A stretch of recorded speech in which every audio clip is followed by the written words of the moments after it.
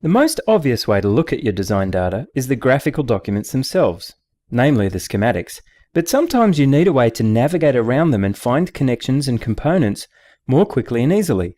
If you're doing hierarchical designs, it's so important to be able to view and trace connections and parts across the design, even from a non-hierarchical perspective, since that's how things are connected on the PCB or inside an FPGA.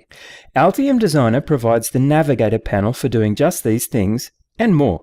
If it's not open already, you can bring up the Navigator panel by clicking Design Compiler Navigator. The Navigator panel provides a document view to the unified design data within the project, and to populate this view you need to first compile the project by clicking Project, Compile Project. The Documents pane lets you browse the design in either a flattened or hierarchical view.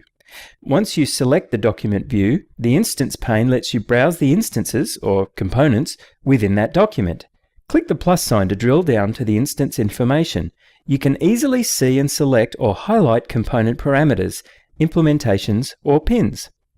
Implementations are models like SPICE simulation models and parameters, for example, or footprints.